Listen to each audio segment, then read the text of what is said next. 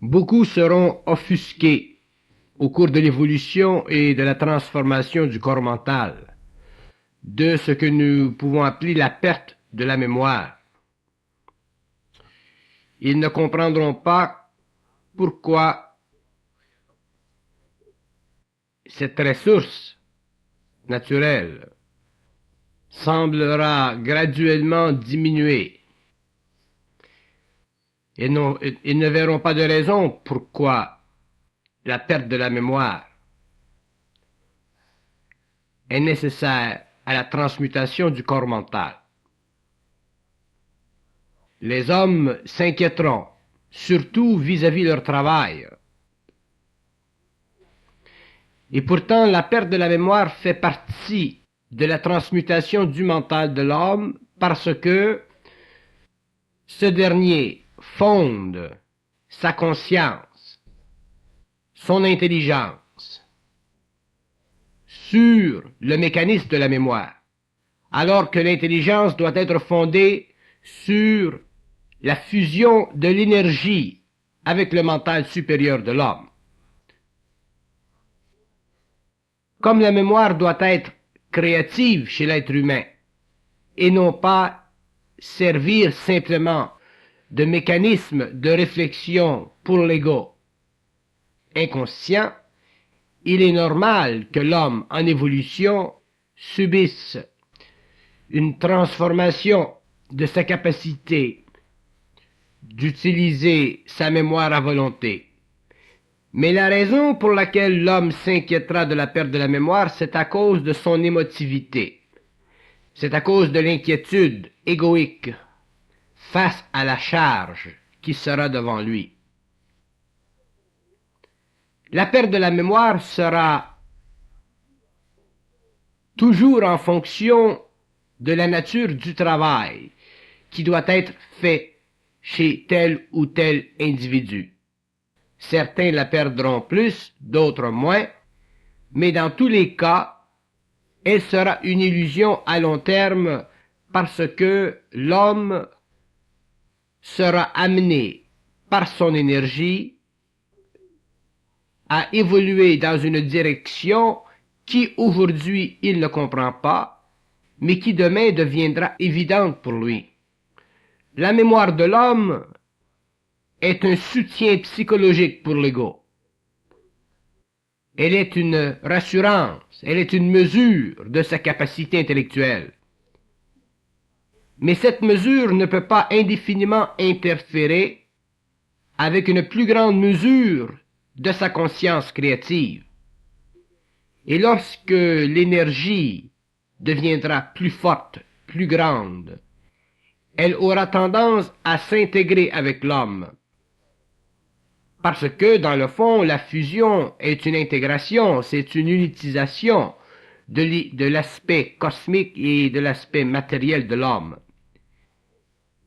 Donc, l'ego sentira une perte de mémoire, c'est-à-dire une perte de contrôle sur le matériel psychologique qu'il a accumulé au cours des années, matériel qui lui a servi sur le plan égoïque inférieur, mais qui aussi peut le retarder, le bloquer sur le plan du mental supérieur. Et c'est dans cette mesure que l'homme perdra de la mémoire.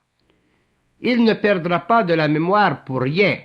Il perdra de la mémoire dans la mesure où il doit en perdre afin de ne pas retarder l'évolution de son mental. Avec le temps, l'homme s'habituera à cette perte de mémoire et il verra effectivement qu'il n'y a pas de perte de mémoire, mais qu'il y a simplement un ajustement de sa relation égoïque avec le matériel psychologique de la mémoire. Auparavant, lorsqu'il était inconscient, il pouvait se remémorer, autrement dit, il pouvait utiliser les facultés de son mental inférieur à volonté.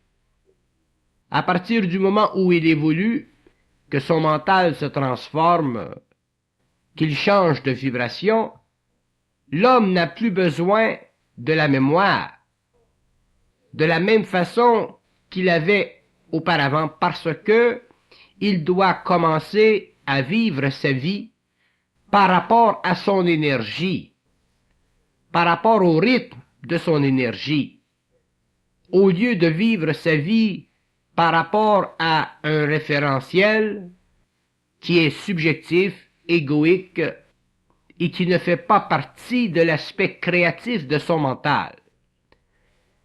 C'est dans ce sens que l'homme perdra de la mémoire. C'est dans ce sens qu'il ne se sentira pas aussi efficace mémoriellement qu'auparavant. Mais par contre, il découvrira qu'il est beaucoup plus efficace créativement et lorsque le passage d'un état à un autre aura été accompli, autrement dit, lorsque l'ego se sera habitué à sa nouvelle condition, il ne souffrira plus de la perte de la mémoire. Et déjà sa vie sera différente. Déjà son attitude dans le travail aura été recomposée. Et l'homme ne souffrira plus de la perte de cette mémoire qu'il a toujours utilisée pour se fortifier en tant qu'intelligence rationnelle. La mémoire qu'utilise l'ego est un peu comme un écran qu'il crée entre lui-même et sa partie supérieure. Et cet écran devient pour lui l'ensemble de toutes ses connaissances. Et il a tendance à fonder sa réalité psychique créative sur cet ensemble de connaissances, et ceci est une illusion évolutive. C'est un peu comme si, pour expliquer la mémoire, nous allons regarder un film. Donc, ce que nous voyons au cinéma, c'est la mémoire, mais la réalité créative derrière l'écran, ce sont les caméramans, ce sont les acteurs, ce sont les êtres qui sont sur le stage, qui représentent le réel du film. Le film lui-même n'est pas réel. Ce qui est réel, ce sont les actions qui ont mené à sa construction. Donc, pour l'homme, la mémoire, c'est l'écran, ou ce qu'il voit sur l'écran, alors que la conscience créative, c'est le mouvement dynamique de tous ces êtres qui ont créé, construit la pellicule. L'homme, naturellement, était tellement habitué à regarder le cinéma, le film, qu'aussitôt que l'image commence à s'oblitérer un peu sur l'écran, il perd contenance. Et il ne réalise pas que si l'image disparaît un peu, c'est afin de permettre qu'il puisse réaliser un peu plus la dynamique des forces créatives derrière l'écran, afin de mieux comprendre la vie et afin de pouvoir en utiliser tous les aspects au lieu que de n'en utiliser que certains qui conviennent à son ego. Si l'homme ne vivait pas un changement sur le plan de la mémoire, il ne pourrait pas prendre conscience de son intelligence créative, parce que la mémoire, bien qu'elle soit très utile à l'homme sur le plan du mental inférieur, peut le bloquer sur le plan du mental supérieur parce qu'il y a des choses, des connaissances, du savoir qui ne font pas partie de l'ego et qui doit être canalisé vers l'homme pour son évolution. Et comme l'ego travaille toujours en fonction de ce qu'il a appris, il est tellement habitué à la mémoire que celle-ci doit être un peu ébranlée, afin qu'il puisse sentir d'autres forces en lui émanant d'un autre centre d'énergie, auquel il devient graduellement de plus en plus habitué, et éventuellement il se sent capable de passer de l'absence mécanique de la mémoire pour finalement vibrer à une mémoire qui est créative. Si nous disons que l'homme en évolution perd de la mémoire, ce qu'il perd de la mémoire, ce sont les aspects du mémoriel qui ne sont pas essentiels. L'homme ne perd pas l'essentiel du mémoriel, mais il perd les attitudes qu'il a en tant qu'ego vers le mémoriel. Si pour l'ego le mémoriel est extrêmement important parce qu'il lui donne l'impression d'être intelligent, s'il lui donne une certaine sécurité psychologique, il est évident que le contact entre la lumière de l'homme et le mental supérieur créera un choc, donc créera une diminution du mémoriel. Et ceci servira à l'homme parce que ça lui apprendra à demeurer sécure sur le plan de l'ego en même temps qu'il perd la mémoire. Et si l'homme est capable de demeurer sécure en même temps qu'il perd de la mémoire, ou qu'il semble perdre de la mémoire, à ce moment-là, il y aura une plus grande pénétration en lui de cette énergie créative et éventuellement, l'énergie créative de l'homme englobera complètement même la mémoire mécanique qu'il possédait auparavant. Parce que dans le fond, l'homme ne perd pas de mémoire. Elle est simplement retenue par les forces créatives en lui pour lui apprendre à fonder sa sécurité non pas sur les mécanismes subjectifs de l'ego, mais sur la puissance créative de son être cosmique. La mémoire ne peut pas être une mesure de l'intelligence de l'homme. Elle est une mesure de sa faculté intellectuelle. Et si cette faculté intellectuelle brouille le champ d'action entre lui et son origine, il est évident que la lumière fera éclater un peu, fera trembler un peu cette mémoire chez l'homme pour lui faire reconnaître qu'il est beaucoup plus qu'une accumulation d'impressions au cours de sa vie enregistrées dans une petite boîte noire. L'homme est un être créatif. L'évolution fera de l'être un homme créatif. Créatif veut dire un être capable d'amener des plus hautes sphères de la vie, du savoir, des sciences, qui ne font pas partie de l'expérience humaine. Si l'homme doit un jour amener vers la terre des sciences qui ne font pas partie du rationnel humain sensorialisé, il lui faut être libéré des mécanismes psychologiques qui ont tendance à établir une liaison étroite entre les sens et le mémoriel, ou l'expérience et le mémoriel. Donc, pour que l'homme entre dans le savoir, pour qu'il entre dans les lois de la vie, pour qu'il connaisse les lois de la vie à tous les niveaux, pour qu'il connaisse les aspects invisibles de la réalité et qu'il puisse les appliquer au plan matériel, il faut qu'il puisse s'habituer à vivre d'une sorte d'intelligence qui n'est pas basée sur le mémoriel mécanique de ses sens. Par exemple, si un homme veut guérir et utiliser tel ou tel remède, il lui faudra passer du plan le plus élevé de sa conscience et amener cette information sur le plan matériel, information qui sera probablement totalement différente de ce que nous avons comme information médicale en général, qui est utilisée mémoriellement par l'homme. Donc, la perte de la mémoire fait partie de la transmutation du mental. Les hommes la vivront à un niveau ou à un autre. Ce sera plus évident chez un que chez les autres.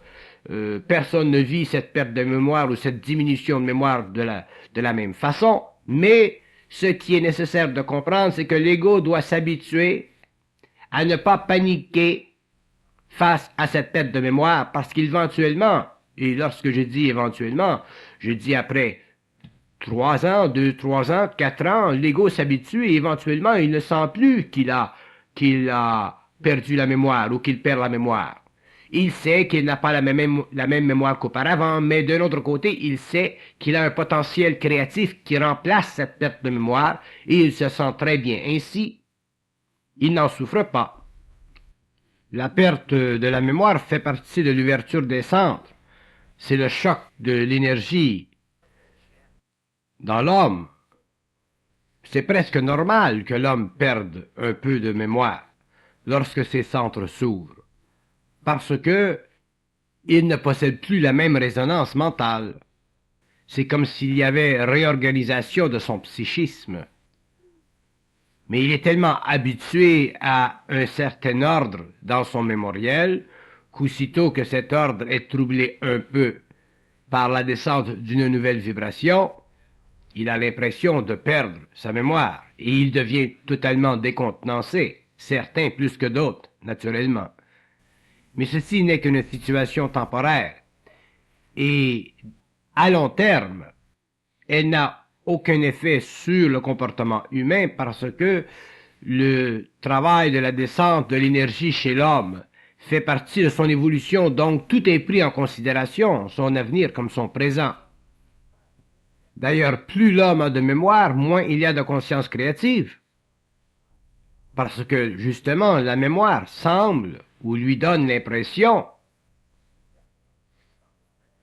d'une certaine intelligence, d'une certaine capacité de comprendre et d'établir des relations entre les choses, les faits, les événements. Donc il faut quelque part que l'homme perde un peu de l'excès de mémoire, qui n'est pas essentiel à sa conscience, qui n'est pas essentiel à sa vie et qui empêche le contact psychique avec des zones de conscience plus élevées qui pourront demain lui donner un état de conscience supérieur. Donc l'homme doit perdre quelque chose pour gagner autre chose. C'est normal, c'est naturel, ça se fait ainsi sur tous les plans de la création. Lorsqu'il y a évolution, transmutation.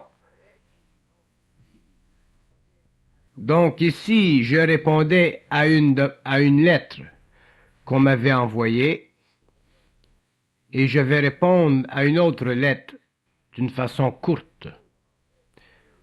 On me demande comment procéder pour connaître les aptitudes physiques et intellectuelles de chacun de nos enfants.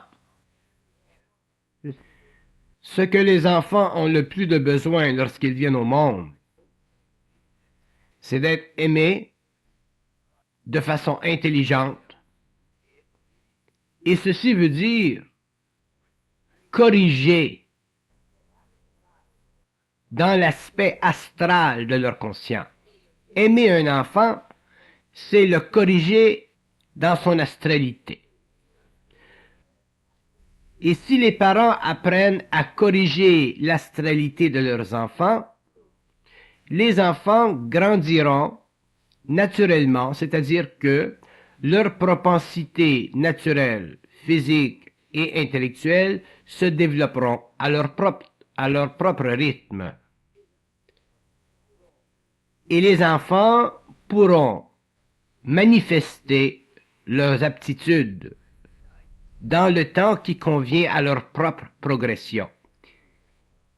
Et étant donné que ces enfants auront des parents conscients, c'est-à-dire des parents qui comprennent les lois de la vie à leur propre niveau, ils pourront comprendre et s'identifier à l'évolution de leurs enfants. Par exemple, concernant la question intellectuelle, comment reconnaître les aptitudes intellectuelles de nos enfants? Il est évident qu'un enfant qui grandit se manifeste d'une façon ou d'une autre. Il se manifeste à l'école, il se manifeste à la maison, et les parents sensibles, conscients, peuvent percevoir les tendances de ces enfants. Et lorsque ils aperçoivent ou ils perçoivent une tendance quelconque, eh bien, cette tendance fait partie de l'enfant et c'est à eux d'aider à son développement. Même chose dans le domaine physique. Là où l'enfant a des tendances, si ces tendances sont réelles, si elles font partie de lui et qu'elles ne sont pas astralisées, les parents peuvent les reconnaître et leur donner un appui afin que l'enfant découvre de plus en plus des aspects de lui-même à travers ses aptitudes naturelles qui font partie de son expérience à venir.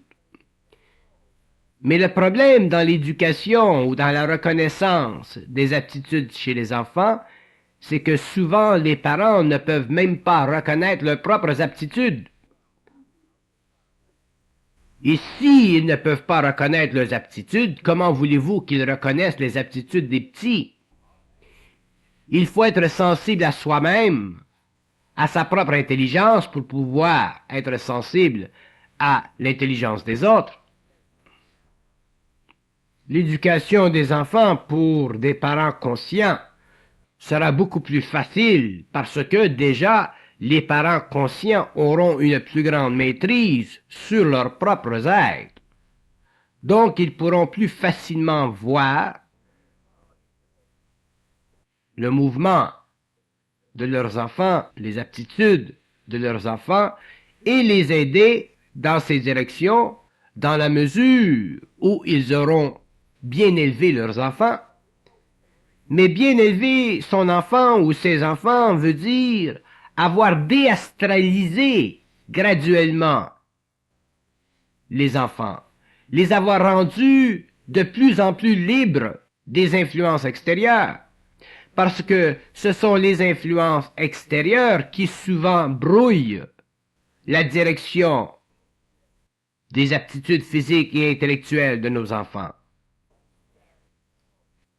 Donc, si à la maison ou au retour de l'école, les parents sont très conscients de l'aspect astral de leurs enfants, s'ils sont très conscients de la dénaturalisation qu'ils vivent souvent en contact avec un extérieur collectif, et qu'ils ramènent constamment les enfants d'une façon intelligente à leur réalité, ils verront que ces enfants ont des aptitudes physiques et intellectuelles qui se manifestent selon leur propre tempérament, et ce n'est qu'aux parents d'aller dans la direction de ces aptitudes.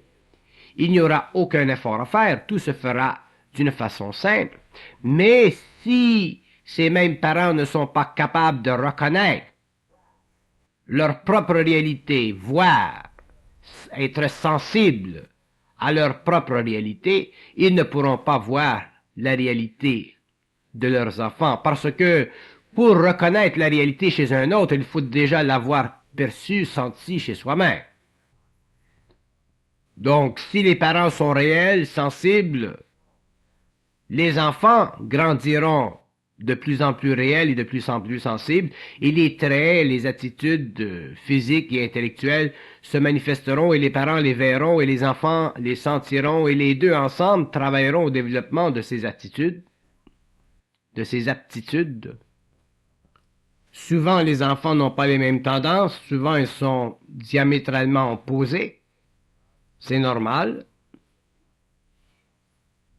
Mais ce n'est pas parce que les enfants sont différents que les parents ne puissent pas découvrir dans chacun d'eux les tendances naturelles au développement de leur propensité. Certains enfants ont un certain rythme, d'autres enfants ont un autre rythme. Certains semblent intelligents, d'autres moins intelligents. Il ne faut pas mêler les cartes. Chaque être a son rythme, et le rythme de chaque enfant doit être respecté. Mais si un enfant est plus rapide apparemment dans son développement que l'autre, ou si son développement fait plus plaisir aux parents que l'autre, il faut que cette différence soit diminuée parce que même chez l'enfant plus lent, il y a d'autres qualités, et ces qualités doivent être mises en évidence afin qu'il ne se crée pas dans la famille de disproportion dans l'énergie véhiculée vers un enfant contre un autre. l'enfant qui est plus intelligent, plus adulte, si vous voulez, doit être enseigné d'aimer son frère ou sa sœur qui est plus lent, plus lente. Il doit être enseigné de ne pas le rivaliser dans le sens de ne pas lui faire la lecture, de ne pas le choquer sur le plan égoïque, mais de trouver en lui les qualités plaisantes de sa nature qui font une balance entre les deux enfants. Autrement dit, deux enfants qui ne sont pas dans un même rythme ou qui vont dans différentes directions doivent être amenés à se raccorder parce que, décidément, quelque part dans leur vie de famille ou d'enfant, il y a des plans où ils peuvent en commun bénéficier d'une expérience intéressante. Et lorsqu'ils vont dans chacun de leurs activités, chacun prend son rythme. Et lorsqu'ils reviennent ensemble, ils vivent ensemble une dynamique de relation qui n'est possible et intelligente que si les parents ont appris aux enfants à se respecter mutuellement. Le respect entre les enfants d'une même famille, ce n'est pas toujours la chose la plus courante. Et pourtant, c'est la chose la plus importante parce que des enfants qui se côtoient dans une même famille et qui n'apprennent pas le respect sont amenés d'une façon ou d'une autre, quelque part dans le temps, à se diviser, à se séparer. Un ira dans une direction et l'autre ira dans l'autre, et ils ne bénéficieront pas d'un terrain commun, d'une terre commune, qui est l'esprit de famille, qui est l'alliance du sang. Il est évident que pour procéder à l'harmonisation et au développement des facultés chez les êtres, chez les enfants, il faut que les parents soient aussi des êtres harmonisés, des parents qui s'aiment, des parents qui sont suffisamment conscients pour comprendre les jeux de l'astral,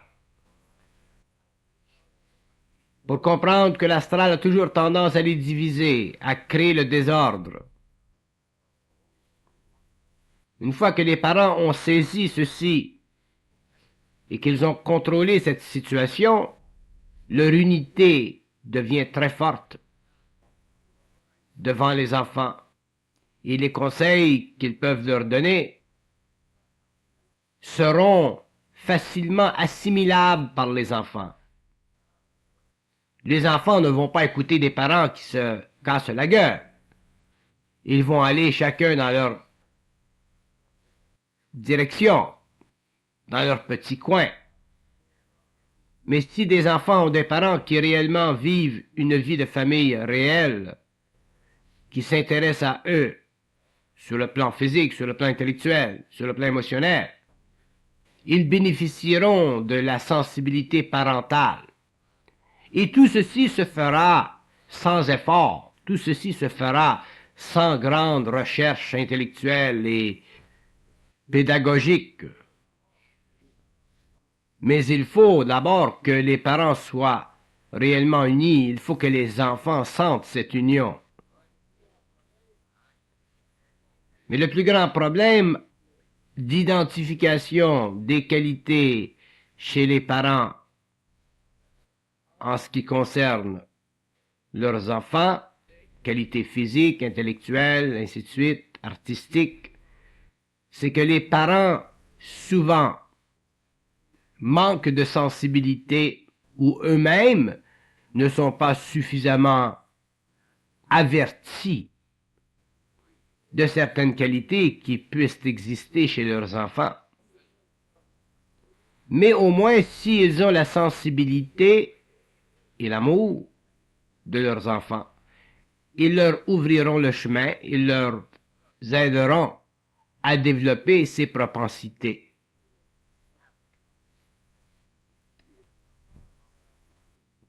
Éduquer un enfant sera toujours difficile dans la mesure où nous aurons la crainte de les désastraliser. À partir du moment où les parents auront compris ceci, à partir du moment où ils auront cessé de craindre l'astral à travers leurs enfants, surtout lorsque les enfants grandissent, il y aura entre les parents et les enfants une nouvelle échange d'énergie, une énergie échangée beaucoup plus facilement, et les enfants écouteront alors que les parents observeront et il y aura échange entre les deux et les deux vivront cette vie de famille dans le cadre des aptitudes physiques, intellectuelles, émotives en évolution d'une façon sereine. Il ne faut pas que les parents s'inquiètent trop de l'aspect social sur l'évolution des aptitudes de leurs enfants. Si les enfants sont sains parce que les parents sont sains, les aptitudes se développeront naturellement parce que quelque part dans le temps, il y aura échange, il y aura dialogue, il y aura perception. Et de cet échange naîtra une conversion de l'énergie créative en énergie mentale, servant aux enfants et aussi servant aux parents, de sorte que les deux grandiront dans l'éducation des petits. Les enfants partageront ce que les parents peuvent leur apporter et les parents bénéficieront, auront le plaisir d'être unifiés à l'évolution de leurs propres enfants. Parce que plus le temps va avec tous les problèmes de la société contemporaine, plus les parents se sentent aliénés face à l'éducation de leurs enfants, surtout à partir d'un certain âge. Mais l'aliénation des enfants face aux parents, c'est quelque chose qui commence à partir du moment où les parents perdent le contrôle psychique sur leurs enfants.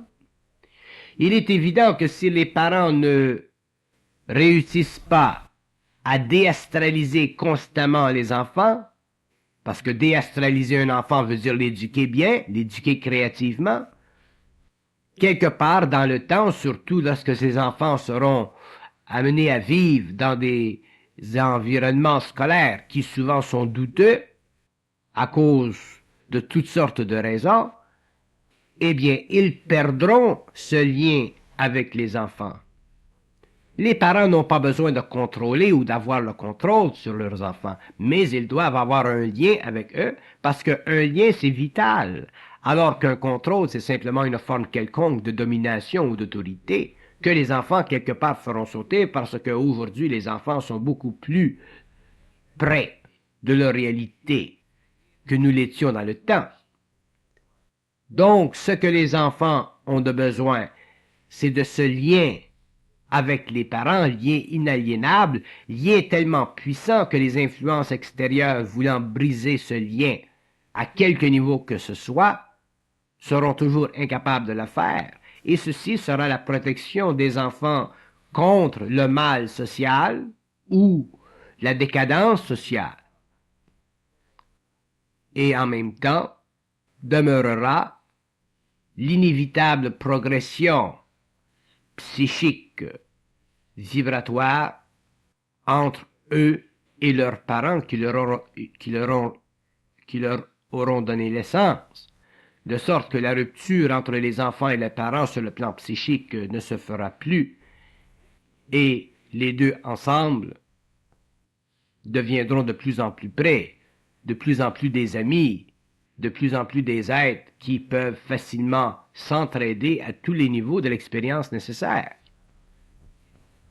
Auparavant, les parents avaient l'autorité, une autorité ferme dans l'éducation des enfants, et ceci a créé de très grands blocages chez les enfants au cours de leur évolution. Nous faisons partie de ces anciennes générations. Aujourd'hui, nous sommes dans une situation totalement opposée où le pendule est allé à l'extrémité. Les parents n'ont plus rien à dire dans la vie des enfants rendus à un certain point. Et un jour, le pendule devra revenir au centre, c'est-à-dire que les parents conscients devront comprendre que le plus grand problème de l'éducation, c'est le fait que ce qui est astral dans l'enfant doit être ajusté. Un enfant vient au monde des qualités et des défauts. Autrement dit, il vient au monde avec un caractère. Et ce caractère doit être raffiné. Et plus il est raffiné, plus les qualités ressortent, plus les défauts disparaissent, et éventuellement l'enfant en arrive à un état de maturité où il n'y a plus de qualités, plus de défauts, mais simplement une intelligence créative. Donc la synthèse a été faite, l'enfant est parfaitement bien dans sa peau, il est parfaitement balancé sur tous les plans, et qu'il aille dans une direction ou dans une autre, la direction conviendra parfaitement à son énergie. Mais là où les parents aujourd'hui ont une très grande difficulté dans l'éducation, surtout dans nos temps modernes, c'est de déastraliser les enfants. Et ceci ne peut pas se faire à la dernière heure. Ceci doit se faire quand les enfants sont jeunes, petits, pour graduellement, au cours des années, en arriver à créer un climat de juste appréciation entre les parents et les enfants.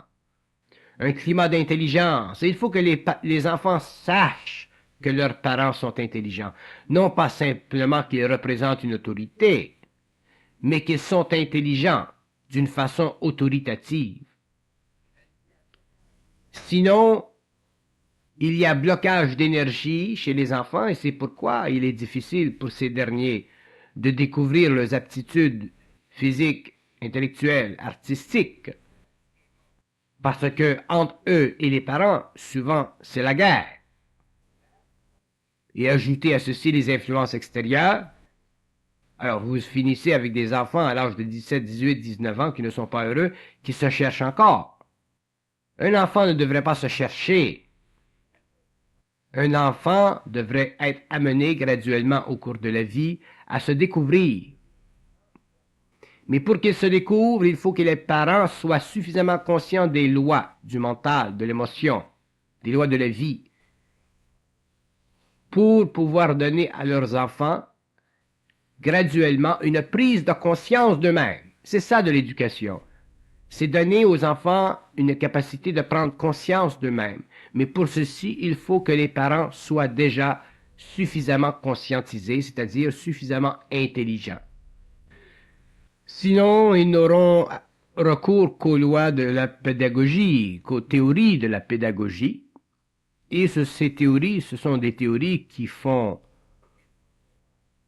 un bien dans un sens général, mais qui ne font pas un bien dans un sens profond et individuel de l'enfant. Chaque être humain est différent, il n'y a pas un être construit comme l'autre. Chaque être humain est une plante qui possède son propre parfum, et les parents doivent avoir le nez suffisamment sensible pour sentir le parfum de leurs enfants. Sinon, à quoi bon faire des enfants? Pourquoi faire des enfants? Faire des enfants, c'est une responsabilité qui commence à partir du moment où ils sont jeunes, bébés. Et graduellement, on les amène par le truchement de notre sensibilité, par le truchement de notre surveillance intérieure, à ce qu'ils puissent par eux-mêmes se définir et toujours maintenir leur lien avec les parents, mais un lien réel, et non pas un lien qui est basé sur les mœurs de la race, sur les habitudes de la nation, où on se rencontre une fois par année à Noël, ou une fois de temps en temps lorsque quelqu'un dans la famille meurt. Un parent conscient a suffisamment de contact intérieur pour savoir, pour connaître au moins un peu la direction de son enfant. Il peut aller intérieurement et avoir de l'information, et graduellement regarder si cette information colle au tempérament de l'enfant et suivre avec intelligence cette route qui lui est dictée, mais toujours en surveillant que cette route soit réelle et qu'elle lui soit informée à partir d'un centre de lui-même qui est réel.